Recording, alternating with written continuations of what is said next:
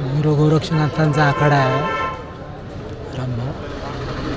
इथे भरपूर साधू संत आहेत. असंख्य साधू संत आता प्रवासात पण आहेत. काय काय प्रवास करत आहेत. काही लांब लांबच्या आखाड्यातून आलेले आहेत. आणि त्यांचा स्पेशल ट्रक पण आहे समोर. हा ट्रक आहे बघा. या ट्रकमध्ये सगळे मोठे मोठे साधू संत आहेत. काही कारने आलेत, काही साध्या याच्यात आले. पण ते लांबून लांबून येते.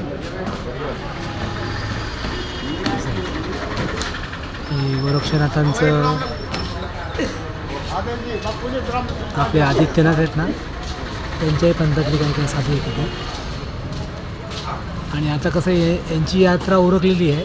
पण आपण कसं आपल्याला 10,000 शिडींचा नवस आहे.